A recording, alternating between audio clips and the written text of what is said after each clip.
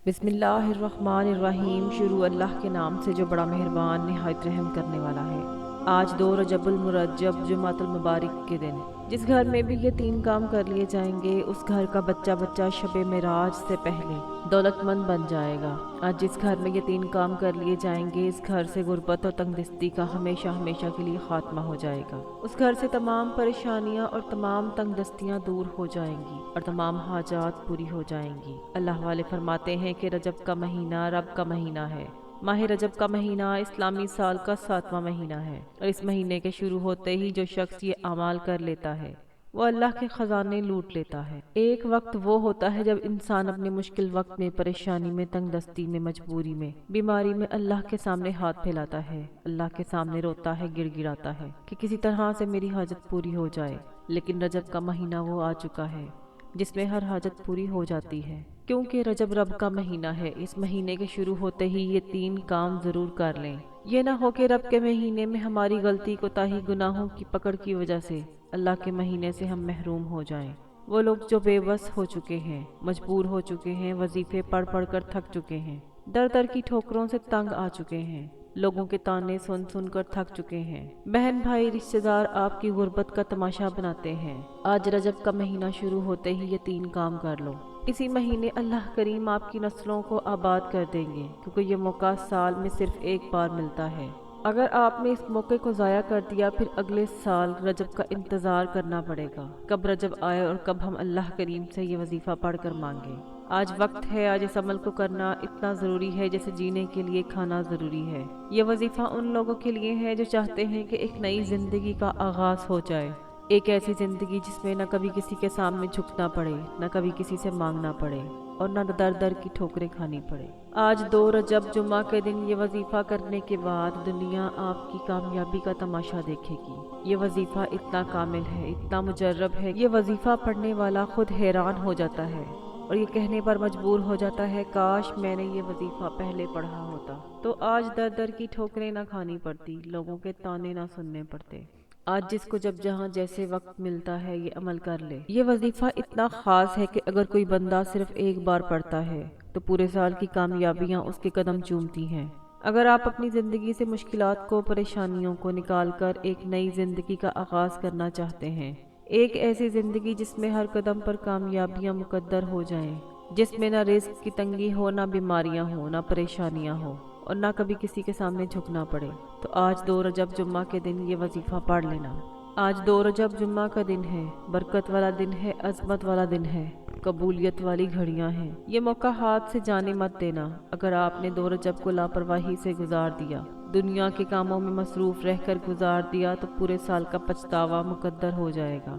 वक्त की नज़ाकत को मद्देनज़र रखते हुए आज के इस बाबरकत अमल की तरफ चलते हैं। लेकिन अमल की तरफ जाने से पहले मेरी आप लोगों से गुजारिश, अगर आप मेरे चैनल पर नए हैं और आपने अभी तक मेरे चैनल को सब्सक्राइब नहीं किया तो मैं आपसे गुजारिश करती हूँ कि आप मेरे चैनल को सब्सक्राइब कर लें और पास लगे बेल आइकन को भी दबा दें, ताकि जब भी मेरी कोई नई वीडियो आए तो सबसे पहले उसकी अपडेट आपको हासिल हो। आज 2 रजब जुम्मा का दिन है, तकदीर लिखवाने का दिन है। आप इस अमल को किसी भी नमाज के बाद कर सकते हैं। इस अमल को करने के लिए ना जगह की कोई पाबंदी है, ना वक्त की कोई कैद है। जब जहाँ जैसे आपको वक्त मिल जाए आप इस अमल को कर लें। अब अमल क्या है? आज 2 रजबुल मुरज्जब जुम्मा का पूरा दिन, पूरी रात आपके पास मौजूद है। आपको जब जहाँ जैसे वक्त मिल जाए बावजू मुसल्ले पर बैठकर सबसे पहले नबी करीम सल्लल्लाहु अलैहि वसल्लम की ज़ात पर 3 बार दुरूद पाक पढ़ लें। आप कोई सा भी दुरूद पाक पढ़ सकते हैं, लेकिन अगर आप नमाज वाला दुरूद पाक पढ़ लें तो उसकी फजीलत और बरकत सबसे ज़्यादा है। 3 बार दुरूद पाक पढ़ते साथ ही आपने सबसे पहले अपने ख़ास मकसद की नियत करनी है, अपनी ख़ास हाजत की नियत करनी है। हर इंसान का मकसद, हर इंसान की हाजत दूसरे इंसान से जुदा है। जब आप अपने ख़ास मकसद की नियत कर लें तो आपने सबसे पहले औज़ु बिल्लाहि मिनश शैतानिर रजीम बिस्मिल्लाहिर्रहमानिर्रहीम पढ़कर वजीफ़े का आगाज़ करना है। और फौरी तौर पर जो आपने सबसे पहले नंबर पर जो अमल करना है वो वजीफ़ा इस्तग़फ़ार का है। रब करीम के सामने हाथ उठाकर निदामत के साथ, शर्मिंदगी के साथ अपने तमाम सगीरा और कबीरा गुनाहों की माफ़ी मांगनी है, क्योंकि जब तक आप रब के हुजूर तौबा नहीं करेंगे तो अमल का कोई फ़ायदा नहीं होगा।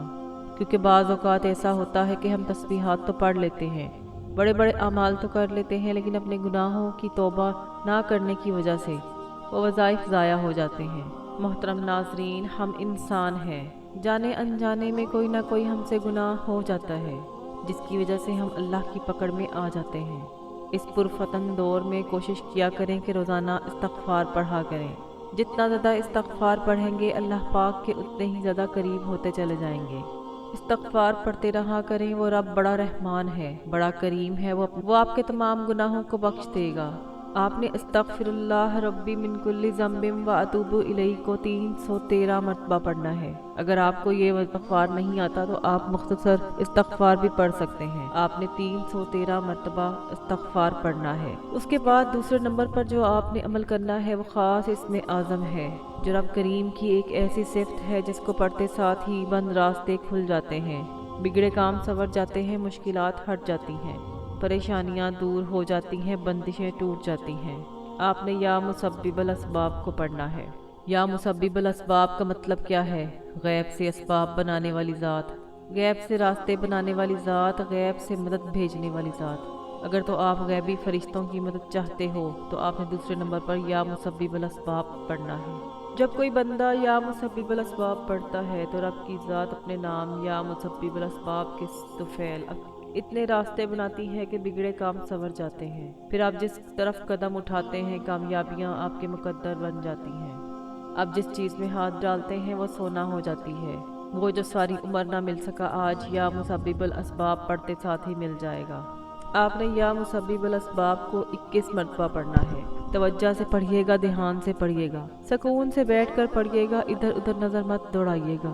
پوری توجہ کے ساتھ آپ کی نظریں، پورا دھیان، آپ کی توجہ اس وظیفے کی طرف مرکوز ہونی چاہیے۔ آپ نے 313 مرتبہ استغفار پڑھنا ہے۔ اس کے بعد آپ نے 11 مرتبہ یا مسبب الاسباب پڑھنا ہے۔ اور سب سے آخر میں جو آپ نے عمل کرنا ہے وہ سورۃ اخلاص کا عمل ہے۔ آپ نے قرآن مجید کی ایک سورت کو پڑھنا ہے جس میں اللہ تعالیٰ کی وحدانیت کا ذکر ہے۔ جو شخص اللہ تعالیٰ کی وحدانیت کے ساتھ پکارتا ہے تو اللہ تعالیٰ اس کی تمام حاجتوں کو پورا کرتے ہیں۔ آپ نے سورۃ اخلاص کو 7 مرتبہ پڑھنا ہے۔ آج آپ ان وظائف کو اسی ترتیب اور طریقے سے انہی تعداد سے پڑھ کر دیکھ لیں اور پھر مجھے بتانا فائدہ ملا یا نہیں ملا۔ اگر آپ ان خاص اعمال کو پڑھتے وقت اپنی کوئی خاص 7 حاجات کو لے کر بیٹھو گے تو اللہ رب العزت آپ کی تمام حاجات کو پورا کر دے گا۔ جب آپ یہ 3 کام کر لیں، یہ تینوں اعمال بتائے گئے طریقے اور ترتیب سے پڑھ لیں تو فوری طور پر آپ نے اتنا ہی درود پاک لازمی پڑھنا ہے جتنا آپ نے عمل کے شروع میں پڑھا تھا۔ اب آپ کا عمل مکمل ہو گیا ہے۔ اب آپ نے آخر میں دعا مانگنی ہے۔ وہ دعا صحیح طریقے سے مانگنی ہے۔ آپ دعا مانگنے کے اندر جلد بازی کر جاتے ہیں۔ جلد بازی کرنے کا نقصان ہمیں ہی ملتا ہے۔ کوشش کریں کہ جلد بازی نہ کریں اور دعا کا جو طریقہ میں بتانے لگی ہوں اس طریقے سے دعا کریں۔ اے میرے مولا، میرے ان تمام گناہوں کو معاف فرما دے جو میری دعاؤں کی قبولیت کے درمیان آ جاتے ہیں۔ اے میرے مولا، میرے تمام ان گناہوں کو معاف فرما دے جس کی وجہ سے میں نماز نہیں پڑھ پاتا۔ اس طریقے سے دعا کریں گویا اللہ پاک آپ سے بات کر رہے ہیں یا پھر آپ اللہ کو دیکھ رہے ہیں۔ دعا ہمیشہ لمبی کیا کریں۔ اپنے تمام دکھ، تکلیف، پریشانیاں اپنے رب کو بتایا کریں۔ ضروری نہیں کہ آپ دعا ہاتھ اٹھا کر کریں، سجدے میں چلے جائیں، سجدے میں جا کر دعا کریں، دیکھیں کتنی جلدی آپ کا کام بنتا ہے۔ وہ رب تو دینے کو تیار بیٹھا ہے۔ وہ رب تو چاہتا ہے کہ اے انسان میرے گھر آ۔ وہ رب تو دینے کو تیار بیٹھا ہے۔ آپ عبادت کریں، توبہ استغفار کریں، پھر جو مانگے اللہ تعالیٰ آپ کو دیتے ہیں۔ میں دعا کرتی ہوں کہ اللہ تعالیٰ میرا سنانا اور آپ کا سننا اپنی بارگاہ الہی میں قبول و منظور فرمائے اور جو مانگا مقدر فرمائے، جو نہیں مانگ سکے بن مانگے عطا فرمائے۔ آمین ثم آمین۔ محترم ناظرین، اپنے رزق میں برکت اور وسعت اور کشادگی کے لیے اللہ تعالیٰ کے 99 ناموں میں سے کوئی ایک نام کمنٹ میں ضرور لکھا کریں۔ مزید وظائف اور اعمال کے لیے میرے چینل آن لائن وظائف اور تلاوت کے ساتھ جڑے رہیں۔ چینل کو ضرور سبسکرائب کریں۔ جزاک اللہ۔ السلام علیکم ورحمۃ اللہ وبرکاتہ۔